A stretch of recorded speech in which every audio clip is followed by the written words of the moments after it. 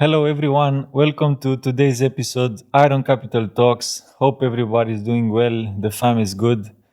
Iron Capital Talks, guys, as you know, is the place where we aim to interview C level executives, founders, real builders in the space, people who have achieved outstanding results in the blockchain industry. They are successful entrepreneurs. So today the conversation will be with Samir Safar-Aly, fintech AI lead at Baker McKenzie.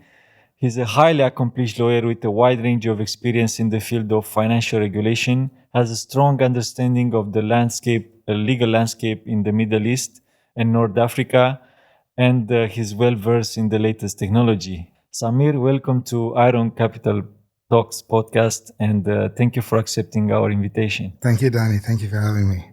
It's most kind. I want to start this our conversation. I believe in this moment you are literally the most wanted people on planet Earth because everyone is in this page with regulations for virtual assets. But we go into that in a minute, though. The question is, why a lawyer? What brought you in this area? Well, it's an interesting journey. So I'm originally from the Middle East, but born and raised in the UK, studied in the States and at UC Berkeley. But why I became a lawyer is for two reasons, I would say, sort of led me to this path. Number one is a love of history and understanding people, understanding depth, and understanding the world we live in through that depth. And also through interfaith discussions. So as a Muslim, I grew up in Catholic school in the UK, and having to study the Bible day in, day out, reconcile, believe it or not, all the New Testament and the Gospels, that sort of embedded in me in a very young age, sort of, interfaith discussion, analysis, and my teachers at a very young age, even though I wanted to go down the steps of my father as a doctor, my teachers, they were very keen to identify that I should consider the law. And I did a few experiences in London and decided that sort of legal advocacy, written and oral, is something I'd like to explore. And obviously it takes a while to then find what subsector suits your skill set. In the UK, we've got a training contract structure where every 6 months you change department to shape your understanding of legal practice and law. And was fortunate enough to land in the area that I specialize in, financial regulation, although I did want to be an energy lawyer. But, life has it. I did a lot of sort of oil and gas stuff, but life has a way of leading itself to the place where you're meant to be if you walk the path that you're meant to walk. And landed in financial regulation, and as a result, fintech. And very interesting journey. I sure that we'll be discovering today a lot of beautiful things. Coming back to the UAE and Dubai particularly, I know you have a big experience here in the region. I've been personally impressed since I came here almost 10 years ago by the very well measured and well executed. The vision behind here is outstanding in terms of performance. When you think at the level of efficiency they have with the amount of workflow behind, right? Because a lot of things happening here at a big scale. So it's absolutely massive performance behind the scenes from our leaders. How do you see things here are done differently than other places? Like in particularly for this mindset behind of this beautiful implementation. Why do you think they do here things differently? I think what's very interesting about the UAE and to some extent the wider Middle East is it's very much a top-down approach and a bottom-up approach. And what I mean by that is the following. At an emirate level, at a state level, whether it's the UAE or the other GCC states, you literally find a tone from the top, a welcoming tone from the top, a can-do mentality. I mean, we read all these books about entrepreneurship, talking about a can-do mentality, and we literally see that in practice at a policy level, at a governmental level. And it's weaved into the fabric of the country from the inception of the UAE and the inception of many of the other states right at the beginning. Sheikh Zayed, for example, His Highness, may he rest in peace, his vision at that time when UAE was a concept is outstanding. I mean, if you go to the Dubai Museum of the Future, they're talking about plans for 2070. It's I don't know how many countries are actually thinking about that, right? So you get the tone from the top, and then it's implemented through specific measures. I mean, in our space, we've got metaverse strategy, federal and emirate level, blockchain strategy, AI strategy. So you've got that, and then at the same time, you have a bottom-up approach through entrepreneurs, projects who sort of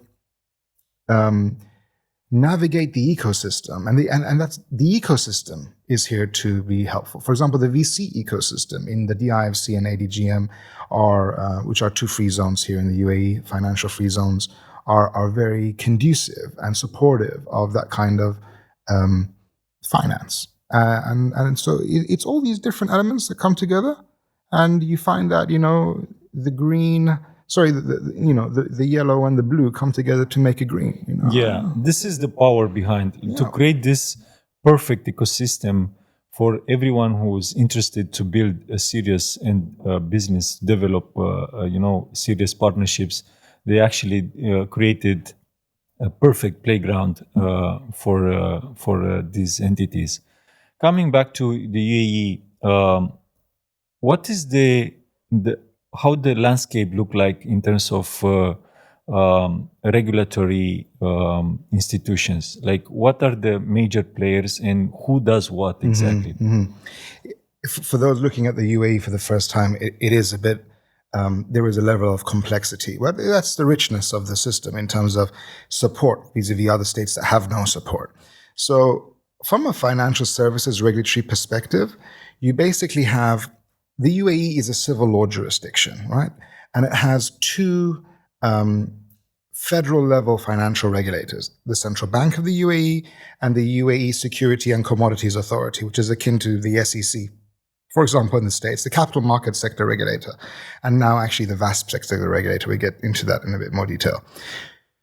And they follow a civil law jurisdiction. Arabic is the main governing language of the law.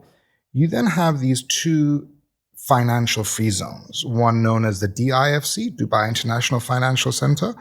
That's within the Emirate of Dubai. So the UAE is an emirate with it's a federation of 7 emirates. Within the Emirate of Dubai is the DIFC. So you have a sort of, and it's a common law jurisdiction. You can somehow describe it as a common law island in a civil law sea, famously by one of the former DIFC court registrars said that, and it follows the common law of England and Wales, and it has its own separate financial regulator, the DFSA, Dubai Financial Services Authority, and it pegs itself to Europe and the EU and other tier 1 jurisdictions, Hong Kong, Singapore, etc., FINMA and Switzerland, for example, with a lot of the approach to tokens. Separately, you have within the Emirate of Abu Dhabi, you've got the Abu Dhabi Global Market, the ADGM, which has a similar common law framework, rulebook style approach, similar to those working in other jurisdictions in Europe and elsewhere, and a common law approach as well. So what you basically have, the way to understand it is, imagine if all of the SEC, or all of the US falls under the jurisdiction of the SEC, yes, including the state of New York, yes, but the island of Manhattan follows a separate regulator. That's how you kind of, can understand the financial free zones. An offshore entity. It's it is we can call it that, perhaps, yeah. And then, so they have two separate regimes. And then you have the area in between, which is not a term of law, but we colloquially refer it to as onshore UAE, and that's the onshore regulators, Central Bank of the UAE, CB UAE, and UAE Security and Commodities Authority, ESCA. And in the area of virtual assets, you now have within Dubai, but excluding the IFC, you've got VARA, the Virtual Assets Regulatory Authority, the world's first dedicated industry sort of led approach to virtual assets. So actually, the ESCA is the federal entity that sets the tone, and then just delegate within states, right, within Emirates, a certain financial entities to do the job locally. Yeah, so Can we say that? we can say something similar, but so in terms of VARA being in the Emirate of Dubai and ESCA being the federal regulator that covers all of the UAE with the exception of the DIFC and ADGM, the relationships were established in two pieces of law that were passed in December last year, Cabinet Resolution 111 and 112, and they basically set the relationship between 111 was about ESCA and local licensing authorities, which at the moment is in the area of VASPs, and at the moment it's only VARA. And then 112 was specifically. It's worth mentioning what VASP stands for. Virtual Asset Service Providers. So okay, those and VARA is Virtual Assets Regulatory Authority. Yeah. Okay, just so to make yeah. So there is some. So recently, for example, ESCA finally published some crypto regulations. They used to have regulations back in 2020, and those were on the books, and then they removed it from the website. People wondered why, and then we all knew that they were working on something in the background, and then they've just recently issued their new regime, and it repeals the former position, and it basically sets the federal tone, and it states, what are the federal level regulations. So ESCA will be like a VARA for outside of Dubai. So within onshore Abu Dhabi. So that's Abu Dhabi other than the ADGM financial free zone. And applies for all other Emirates. All other Emirates. Absolutely. Doesn't have any locally absolutely, yeah. authority. So Sharjah, Ras Al Khaimah, exactly, Al Qawain, all of them Fujairah will be under the ESCA authority. Now, okay. VARA's regulations cannot contradict ESCA's regulations. So there is a partnership there. VARA, of course, is an emirate level governmental entity, and ESCA is a federal level. But there is a partnership there to work with each other to make sure there's sort of regulatory harmony. Is it true that just recently they announced the fact that even you are regulated by VARA, you should come to us to take the license from ESCA as well? There is a yes and no answer to that. I'll unpackage that, right? Okay. So because this is like a switch which makes the entire environment even more complex. I would argue that it is complex, but having a rich framework is going to be you're going to have some complexity, and it's up to the industry and of course the regulators over time. And this is all a fresh system, right? It's not the law establishing VARA, for example, was passed last year, and the regulations only came out in February this year. So they're better than having no framework, and it be for consumers especially, and for how do banks provide bank accounts and customer bank accounts, customer money bank accounts for such providers. So there needs to be some sort of framework, and any framework's going to be complex. And it's up to people like us to try and make it a bit more simple, a bit more palatable. I also sit as a co-chair for the MENA FinTech Association's Regulatory and Policy Committee. So we are sort of working with regulators to come up with guidance notes to make it more clear. Because when it comes user-friendly. And the thing is, a lot of legal questions, a lot of complex legal issues, the answers are all there. It's all about putting it together. And so sometimes it can help if regulators and industry and practitioners and VCs are all taking part in the conversation to make it a bit more simple in terms of messaging like we're doing today, hopefully, and guide and written codified guidance from regulators. So on your specific point about VARA and ESCA, if you're in Dubai and you do fall under VARA parameters, VARA jurisdiction, but you are, for example, dealing with or issuing a digital security or a digital commodity, which is separate. There's a specific definition for that. Then ESCA still maintains direct regulatory authority over that. Now, it's a longer conversation about, is that basically security tokens? Is that tokenized securities? I would argue both. We are still waiting for a formal definition from ESCA on digital securities, but they are referring, or I understand they're referring to FATF, which is the Financial Action Task Force definition there. So if it's still a security, just like what we're seeing in the SEC, right, in the world of the states, it still is the parameter of ESCA, full stop. But if it is a virtual asset, then there is a delegated authority from ESCA to local licensing authorities, which is VARA. And there is a sort of a joint supervision by both entities.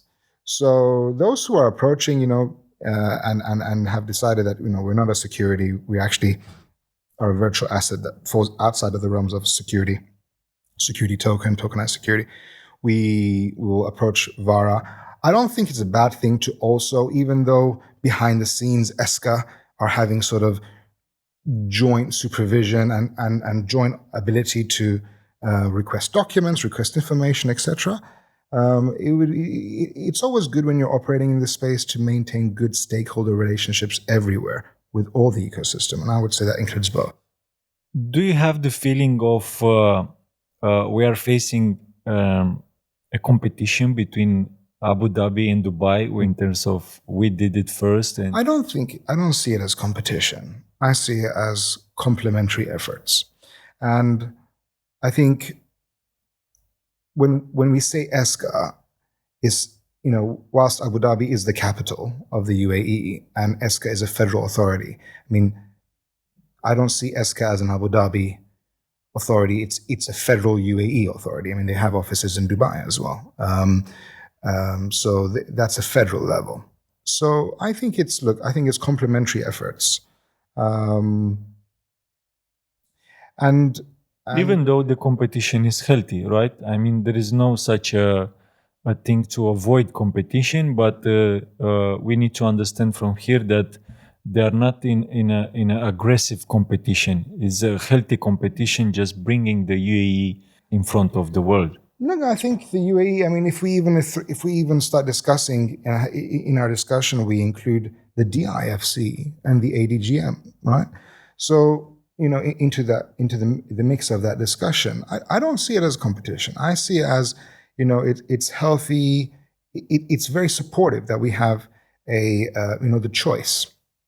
And, I do think that there are different dynamics, for example, within Abu Dhabi and within Dubai and within the rest of the GCC. And it depends on, for example, your specific product. You might find that your ecosystem partners are more developed in one place than the other. You might find, the parameters of one accelerator program or incubator program based in one emirate or the other might be more suited to you and to your business, whether it's based on different verticals within fintech, more broadly speaking, from open banking, robo advisory, neobanks, etc. And now we're having a lot of discussions on AI within financial services and the issues there. So I don't even see it as competition. I see it as healthy complementary efforts by emirate level governments and state level as well, who are in a lot of communication with each other all the time. Is a good sense in terms of competition for the business adoption, right? Because as you mentioned, depends on your product. What kind of business do you want to develop here in the space? Then you can go to this particular entity and say, I want to do 1, 2, 3 here, right? In terms of business, this is my type of business which I want to develop. Can you regulate that? Yes or no? Because I'm also having another option, might be the IFC or maybe ADGM, right? So you can go and say, please regulate this, because in this moment I'm able to choose from. It's not only that you are restricted and limited to follow certain rules, which at one point, might be challenging for you to align as a business. Yeah, I I I see that less in the form of leverage, right? But more in the form of where do you find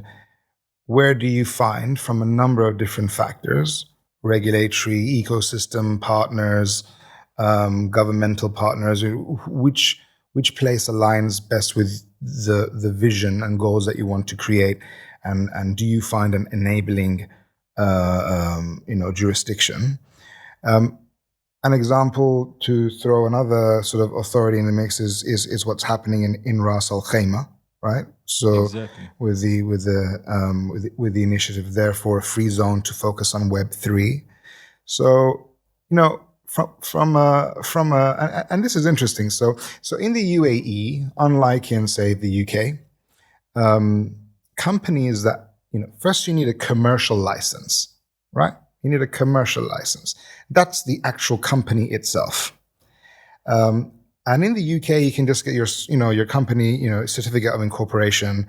It'll just have the details. It won't necessarily say what the company does unless it's descriptive in the name. And then in the articles of association, you used to have something called an objects clause. You still do. Previously, under the old legislation in the UK, people, you actually had to draft what was the object of the company, business in X, Y, and Z. And then in 2006, when they changed the law, they allowed it for it to be a general description, right? But you still have the objects clause, but that's contained in the articles, in the constitution of the company. In the UAE, yes, you have articles or bylaws, depending on which sub-jurisdiction you're looking at. But on the actual commercial certificate, the commercial license, you have a business activity. Now, that business activity is taken from a list, and every sub-jurisdiction has a list. If that activity requires a further license from a financial regulator or from a VASP regulator, then you then get a license from that as well. I see like a cake and an icing on top, and that's a complete package, right? Exactly.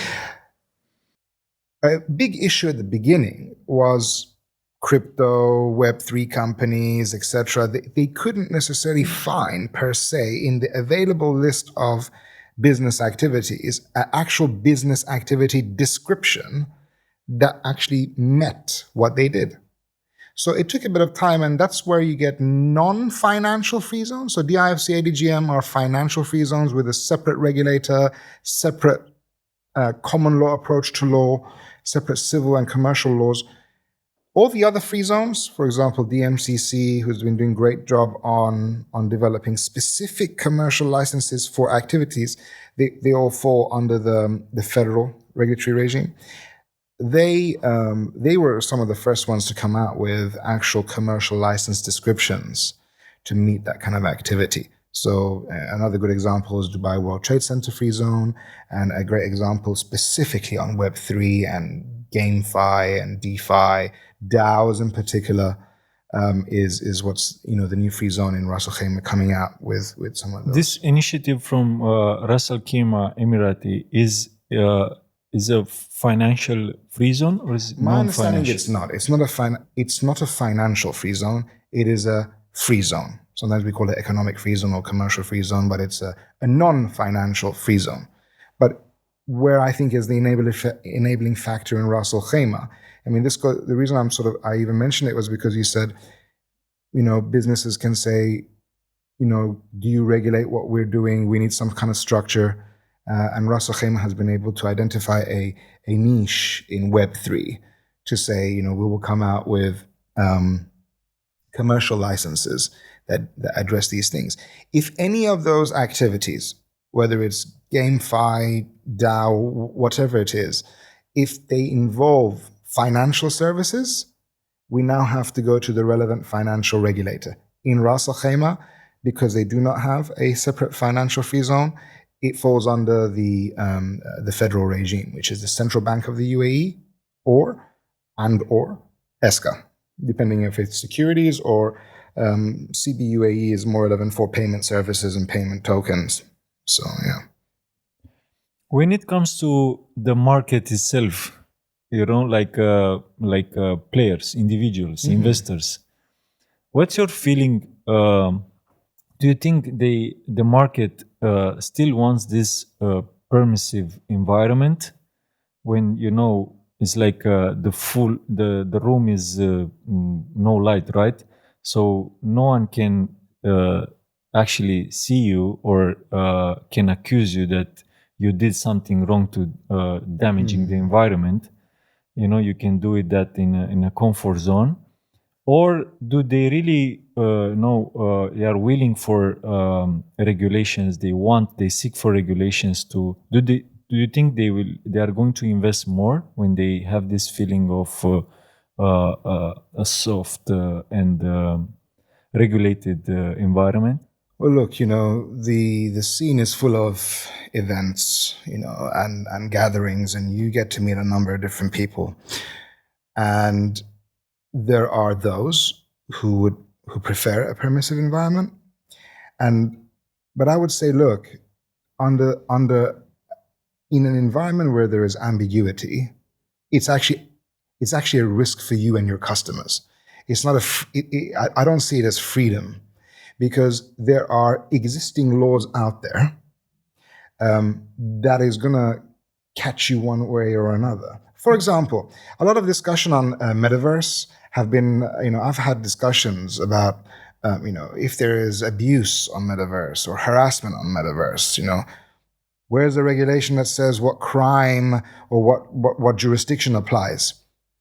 I look at the penal code in the UAE, from the 1980s, and there's provisions there that just easily talk about how whether a crime falls under the UAE's jurisdiction, and it's whether an element of the crime is conducted here or if it's meant to be executed here and action was contributed. So you can easily find some of these things. I mean, when we look at the Howey test in the US, right? It's from several decades ago, the Howey test, relevant to agriculture, that the SEC started to apply in the context of crypto and virtual assets, right? So just because there's nothing specific doesn't mean that the laws don't exist that can be interpreted in some extent, in some instances, quite easily to your business activities. I would say, and by the way, I have met many people who are proud of a regulatory environment, wanting of one for a number of different reasons. I mean, FTX is a fantastic example of why you have to have not only regulation, but good governance, separate from just pure regulation per se, but just good corporate governance. Value proposition to your clients, trust to the market, operating within a framework, in many cases, not all cases, but it's a financial service. The whole philosophy of why you need a financial regulator, the roles of one, I don't know, that's a big philosophical discussion in and of itself, is essentially for consumer protection, to help foster innovation, a number of different things, to be a van, and of course, we always see, financial crises and regulators will always learn after the mistake, but we are seeing in the region proactive regulatory approaches before these sort of negative situations come about. But you can't regulate for everything. Also, we need to understand that when the regulation come in place, because we love this part of crypto investments, pretty much due to its high level of volatility, right? Because this is the main reason why there's so much money in the space. This volatility, it's absolutely, financially speaking, a beautiful reward. But everyone should understand that once the regulation are in place, this squeezes the entire volatility, because you can play as a market only between very specific parameters, and that will affect the volatility absolutely. Look, when we're talking, What will happen after that? well, look, when we're talking about volatility in the crypto market, right? And I want to unpackage some of the things you said. So, when it comes to the trading of cryptocurrencies, right? Principles of insider trading, market manipulation, all that applies, right? There's, it doesn't mean that when there's regulation, it's going to squeeze. The way I see it is this, that the powers of supply and demand will be there when there is a regulatory environment and when there isn't a regulatory environment. We see that in the equities markets, right? The equities markets are pegged to certain things, right? In terms of company performance, inflation rates, price of steel, price of gold, geopolitical conflicts. So equities, for example, and also DCM instruments, they operate they have a market of their own, interconnected market of their own, but they operate within the world we live in, right? We have seen in the so-called crypto winter that crypto is not in a bubble of its own. Yes, it has some of its own dynamics, its own players. When you look at mining and you look at the networks involved and the nodes involved, and it's subject to its own set of risks, cybersecurity risks and hacking and amongst other things. But it does fall within the wider world of capital, the wider world of what is happening.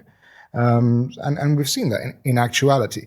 Having a regulatory framework should, and I believe does, instill more confidence in the market, because there is some parameters upon which the space is growing. And I don't see these things as constraints. I mean,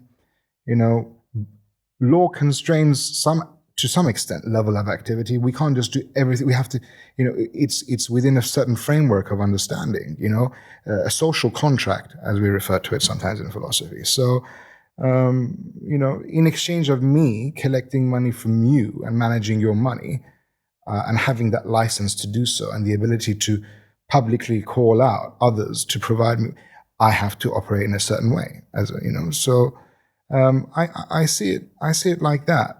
Yeah, absolutely. The thing is, those entities, federal entities and so on, when they actually put it into work to regulate this kind of innovations, right, as a technology, it's not about me sending you one Bitcoin to your wallet, or the entire work is like certain people with bad intentions, with negative thoughts in mind, they can actually use the entire technology in a very bad We see that moves. in financial crime. That's why it has to be regulated. For people out there, they need to understand the danger of having such a innovative technology without regulations, because so many bad things can happen. And in terms of payments, right, you can just financial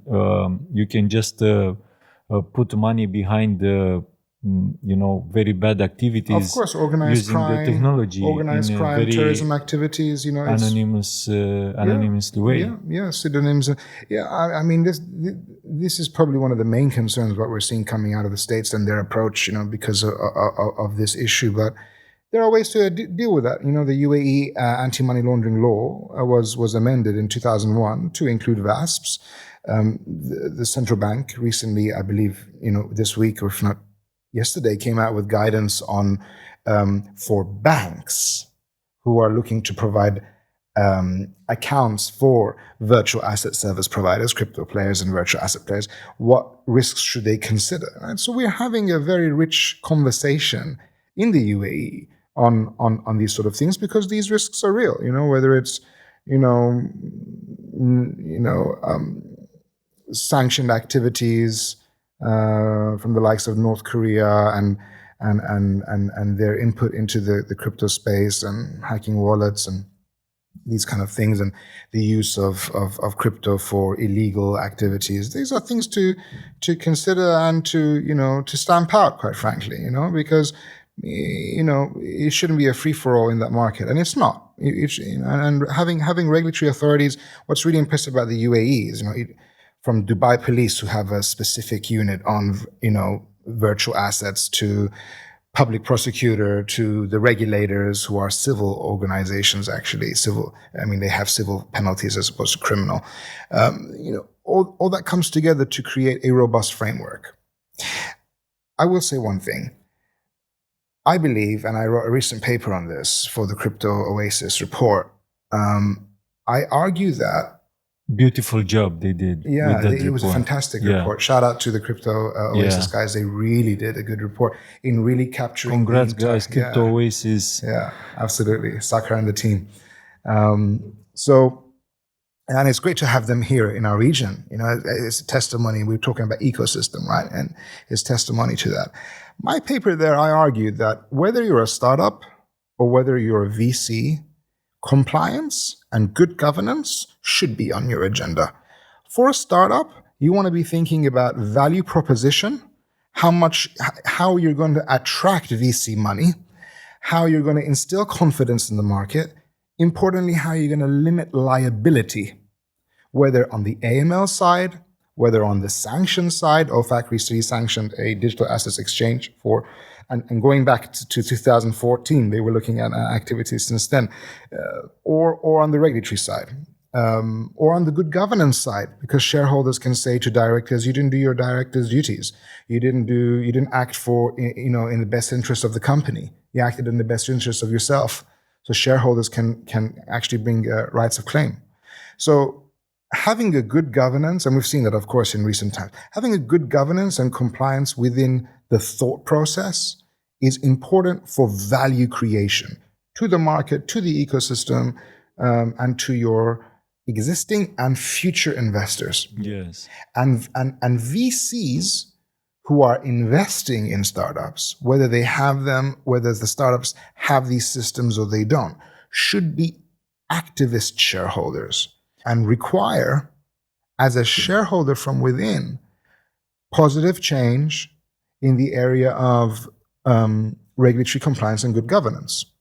We see in the world of ESG, I know it's been a buzzword of late, but looking at E and S and G separately, there's a lot of frameworks there to give it substance, right? As opposed to ESG washing.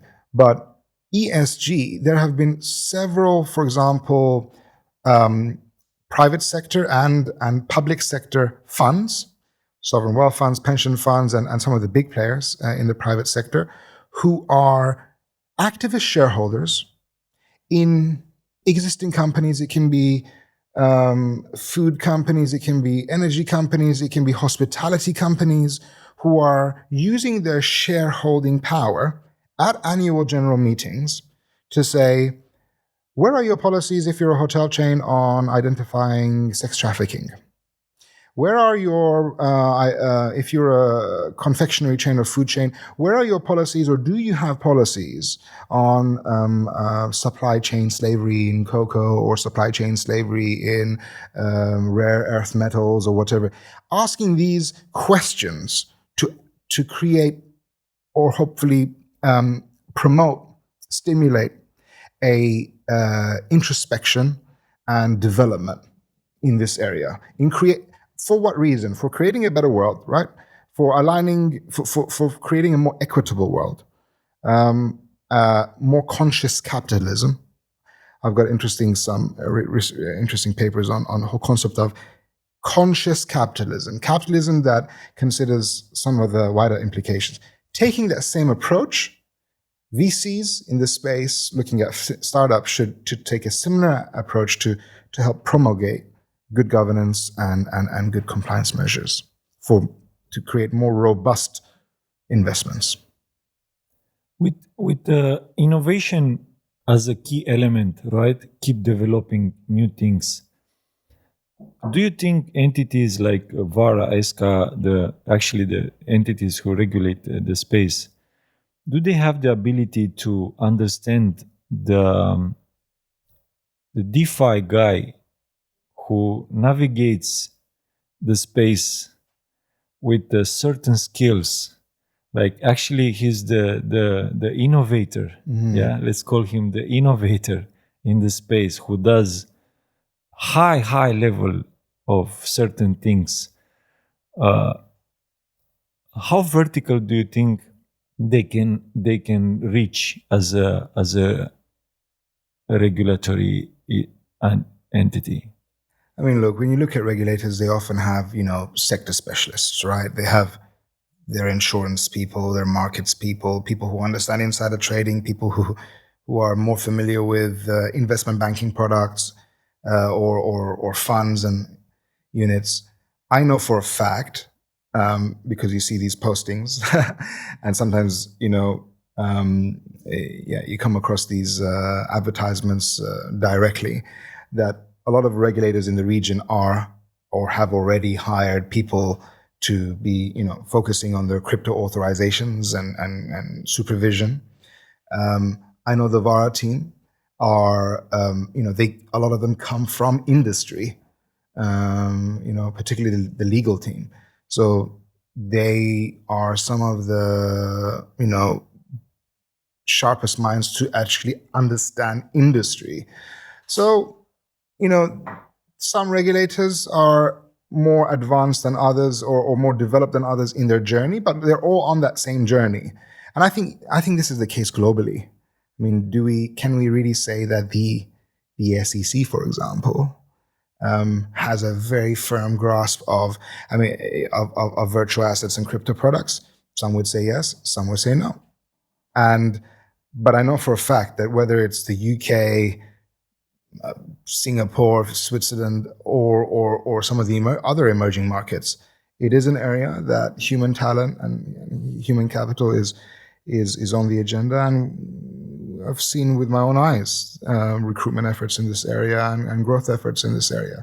Yes, and the landscape is absolutely we can think about really like a game, right, between the good guys and bad guys, right? So those entities who are obviously the good guys, they can cover a certain percentage, right, in terms of regulations. They can say, okay, 75% is cover of the market. Another 20% is in the yellow zone. It might happen or it might happen not. It's under argument zone, right?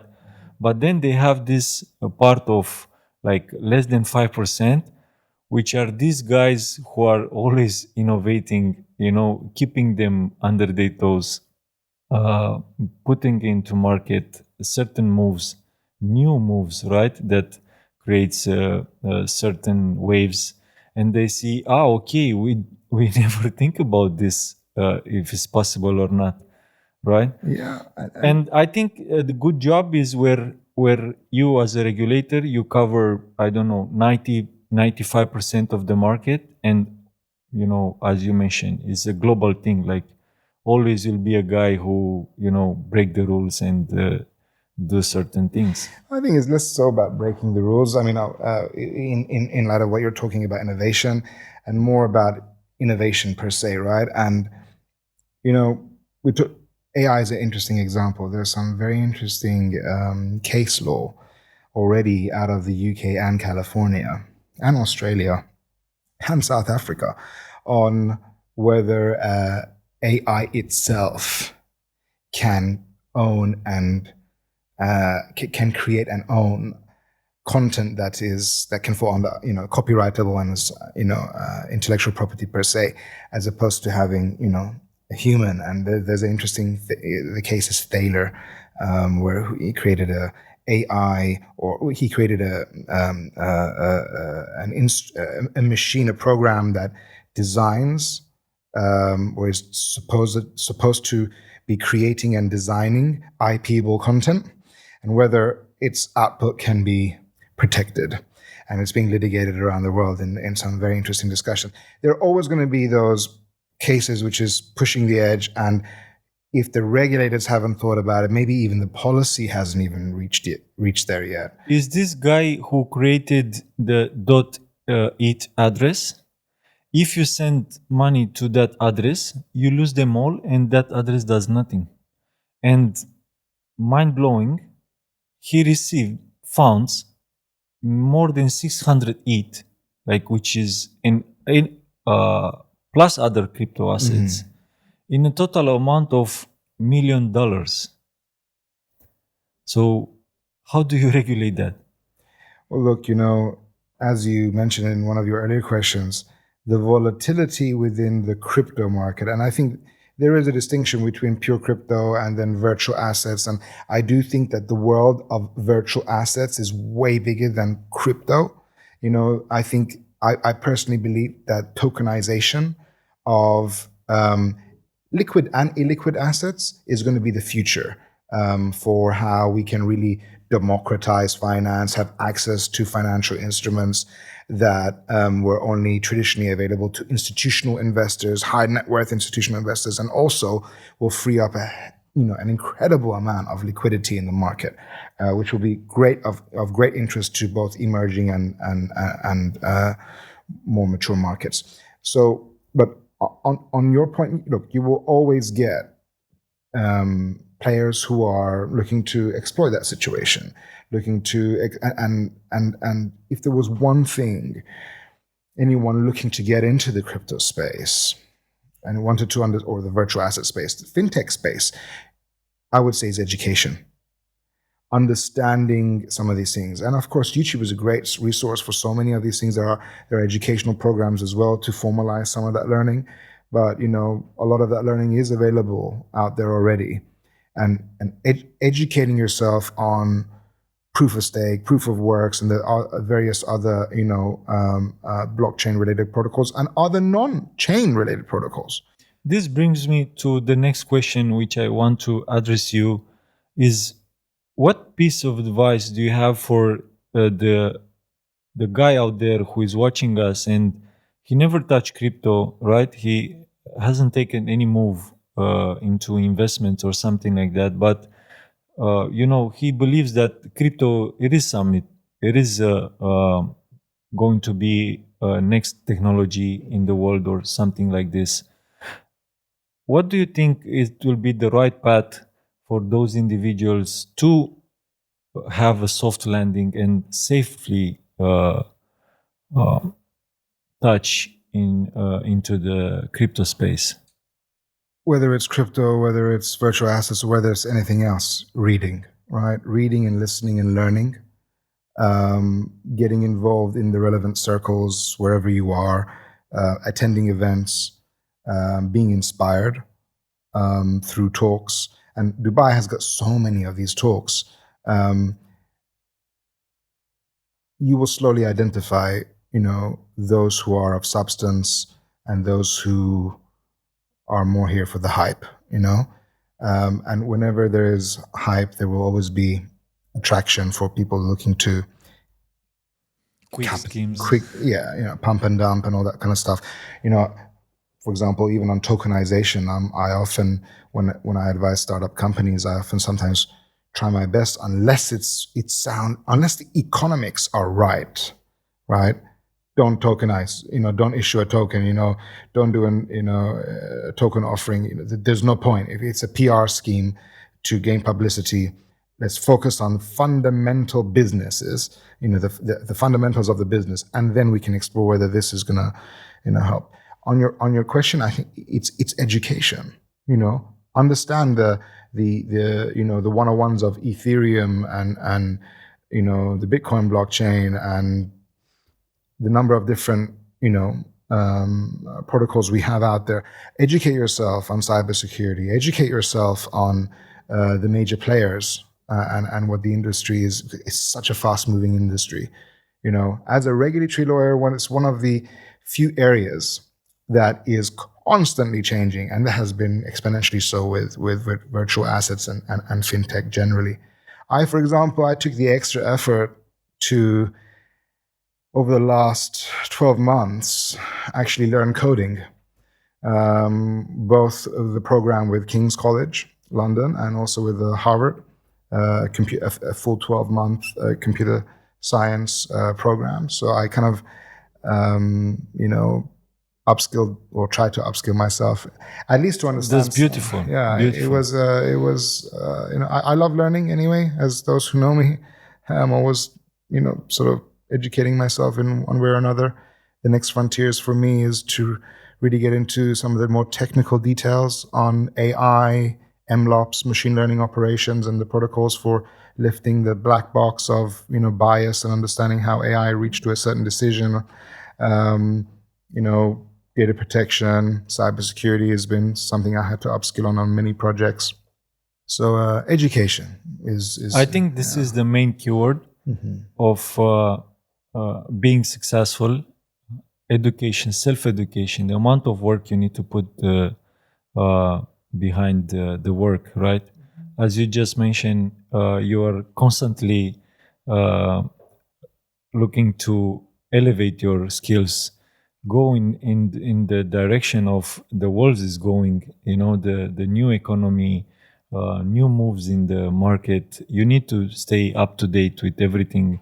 Particularly, you need to zoom in and see what's what are the black points there, because this is your job to in the front line to put people in a place to avoid mistakes, and then take the right moves. Yeah, and you have to.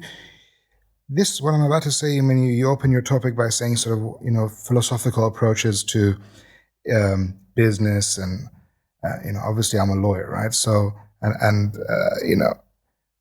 my approach, what my father told me, and this is a shout out to my father, Dr. Hisham Safar-Aly. He raised me under the mantra of sweat in training saves blood in battle. Whenever there was that exam, he was like, "Are you sweating? Because that battle is coming up, and you're going to have to pass that battle." And I, as a lover of history, I opened up by saying I love history. You look at yourself as a warrior. You look at yourself, and there are different. What I mean by that is you perfect your art, or you try to perfect your art. You are in the pursuit of perfecting your art, whether that art is art, whether that is business, whether that is law, whatever your profession is. And within that scale, there will be people of certain quality, and there'll be people of, absolute highest quality. And if you're playing in a game, if you're playing in, if you're in a certain parameter, you want to play at the highest possible levels. If you're not, then you should be playing a different game, right? You should be considering a different arena, So that's, that hunger should always be there. And when it comes to teams, always realize that you can have the best players.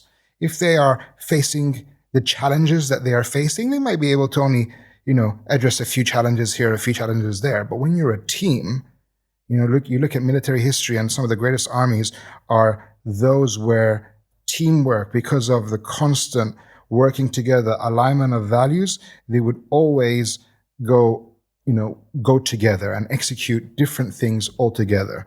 And I think that, any successful VC project, financial institution exploring some of these things, government, it's all about those different players, the different elements that are moving in tandem with each other. And that applies on a macro level, and that applies in an individual micro level in terms of mental approach, considerations, with all the best of intentions. I will take it from here. I will wrap it up for today. I want to address you, my biggest gratitude because you came here. I hope, guys, you learned something a little bit more about what the virtual assets market is. The main keyword here, Samir just mentioned it, is together.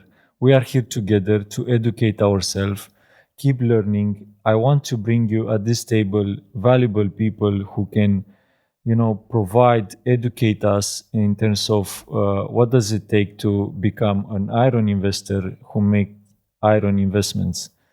I'm the man of my community, as you know. Drop me a comment below and tell me how we did it, which individual you want me to interview, and I'm going to do my best for this.